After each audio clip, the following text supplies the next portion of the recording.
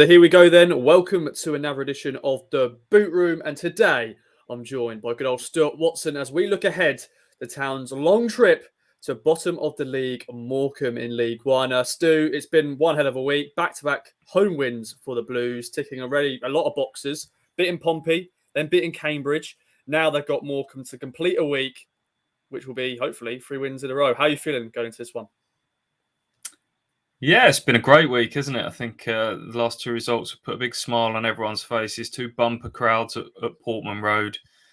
2 victories that, as you say, for different reasons, lift a bit of a monkey off the back. Finally beating one of the better sides in the division, having let Leeds slip against Sheffield Wednesday and Plymouth, and then showed that they can break down a team that come to Portman Road and park the bus in Cambridge United on Tuesday. So both games that you'd probably have put down as Ipswich wouldn't win last season, they have won them this season.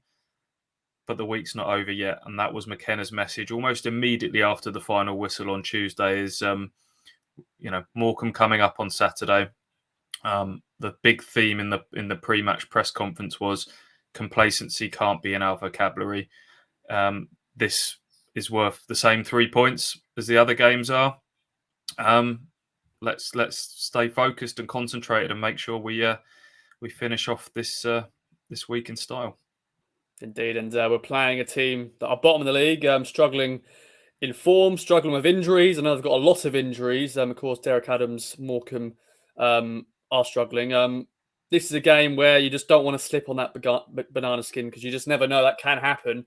Of course, we didn't beat them last year on the opening day. We drew against them. Then we went to their place and drew against them. And that probably stopped up that momentum of us trying to get into the playoffs last year.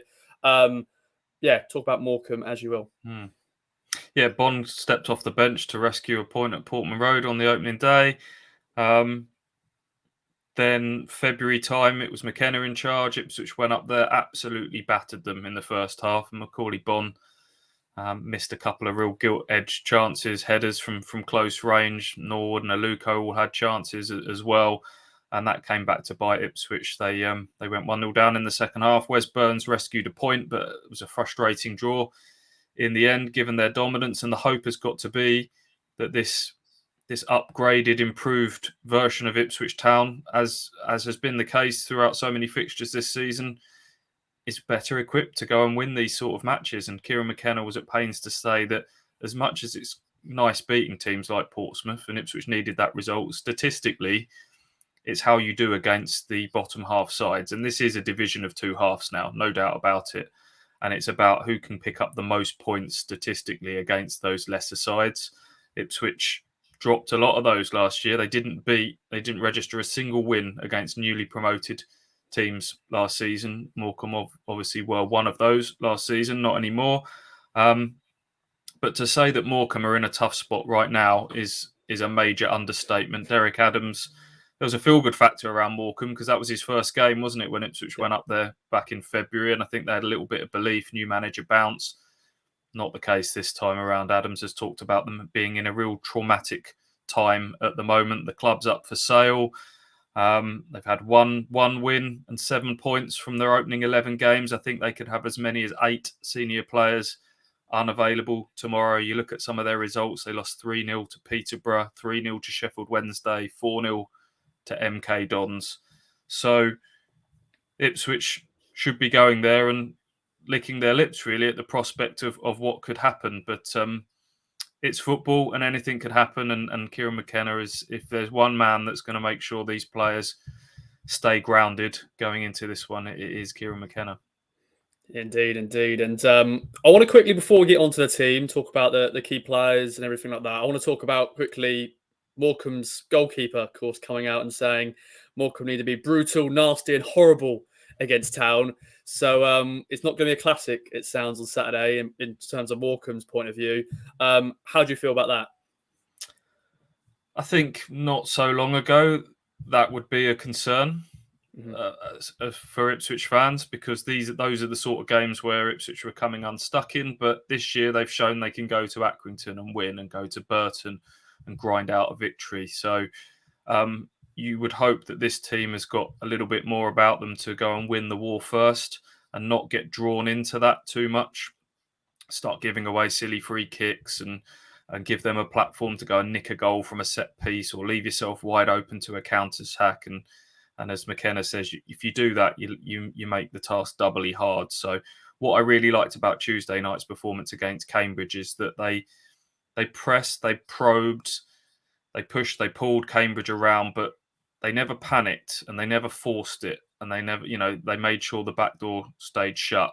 And you give yourself a chance to go and win it late on, especially with the 5 substitutes rule now that Ipswich can then just wear teams down over a period of time. And that's exactly what Sheffield Wednesday did at Morecambe. If you look back a few weeks, they had something like 30 shots on goal, 70+% possession, but their 3 goals all came very late on. So maybe it might have to be another one of those games like Tuesday night where Ipswich just have to bide their time and wait to grind them down. But those quotes from Connor Ripley have certainly made their way into the Ipswich dressing room. George Edmondson is a former teammate of Connor Ripley's at Oldham, and he said that it hadn't been lost on him that he'd seen those pop up on Twitter yesterday. So whether McKenna will make much of them in his team talk, I don't know, but the players are certainly aware of them. Indeed, and yeah, as you said, we battered them last year, and yeah, we just got away with a draw in the end there. Let's talk about the team then, Stu. This is going to be a 3-game week: Saturday, Tuesday, Saturday. Luckily, no injury scares for anybody, so all good going in. Of course, the substitutes were big on Tuesday night. Kyle Edwards coming off the bench scoring 2. Tyrese John Jules also scoring. What are you doing with the team, my friend? Take it away. Yeah, we've been talking about the sheer depth of this squad and the size of numbers, but a number of freak injuries have kind of limited the numbers now. I think it's probably only Cameron Humphreys is the player that's not making the cut for the match day 18 at the moment. People like Burgess, Greg Lee, Ahadmi, Kamara's not up to speed. Yeah. So it's quite nice. McKenna admits it's quite nice that he's not having to make those horrible calls to tell people you're not on the bus or you're not travelling or you're not, you're coming as the extra man that's not even on the bench. That probably helps a little bit with team harmony and making it a bit tight-knit. But he's still got some big calls to make in terms of who starts. He's generally been someone that's rotated a little bit, just freshened up 2 or 3 in these busy schedules. I think the back 5 will stay the same, and I'm calling it a back 4 now, including the goalkeeper of 5: Walton, Danassian, Wolfenden, Edmondson, who there was a little question mark about him a couple of games ago. Made the mistake in the Plymouth game. He's been a bit up and down by his own admittance, but he's been outstanding in the last 2. So I think that keeps Richard Keogh at bay for now. Leif Davis at left back, of course. Morsey, the captain, nailed on, even though he's 1 booking away from a suspension. I thought he was really good against Cambridge on Tuesday night. I would imagine Lee Evans comes back in for Dominic Ball in midfield. That was just a little bit of a rotation on Tuesday night, but Lee Evans has been outstanding so far this season. Just dipped him out, gave him a little rest on Tuesday night, but he came off the bench and made a difference, didn't he? So back to the Morsey-Evans central midfield partnership. And then it's the top end of the pitch where it gets interesting, isn't it, really? As you say, the attacking subs all made an impact off the bench on Saturday. Is this Kyle Edwards' first start since December? He's not started a league game, I should say, under Kieran McKenna yet. Real impact off the bench against Portsmouth. And again, obviously on Tuesday night, I think he, for the time being, his role might be sort of impact sub still. Ladapo or John Jules up front. I thought Ladapo was brilliant on Tuesday night. It'd be very harsh to drop him out from there, but he might decide to go for fresher legs. Options, isn't there, Ross? I've still got written down Burns, Chaplin, Harness, Ladapo, which is the exact same 4 from Tuesday night. I'd find it very, very difficult to change any of those, but they're good players on the bench, and he might go for some fresh legs. So we'll see. Yeah, Morecambe, they're going to be looking at our bench and Derek Adams, will be going, they've got him. And then he looks at his bench and goes, oh, just got kids probably. Just going to have young kids through their Morecambe Academy. So it is fantastic for us, our point of view, because we can just bring on the like Carl Edwards and stuff to make an impact. So that will be very interesting. Stu, Morecambe is a long journey for the players, a long journey for the fans, another 1,000 plus town fans in that away, and the long journey for us as well, going to cover the game. What do you reckon then? Can Town get another win? Yeah, I think you have to back them, don't you? Just having seen what we've seen this season, these type of fixtures don't feel, famous last words, like the banana skins that they once were for Ipswich. I think they've just got a bit more physicality about them, a bit more nous about them. As I say, it might take a little while to maybe break them down. I mean, if an early goal or two goes in, you think this could be the game where Ipswich run riot. You're going back to sort of the Gillingham game in the early days under McKenna, but I'm not going to make a prediction like that. But I am going to predict that Ipswich will get the job done. I've got them down for a nice professional 2-0. I like it. I've gone different. I've gone 4-0. Ladapo scoring a hat trick, all that sort of stuff. Because why not? I think that's an opportunity. You're playing against bottom of the league, Morecambe.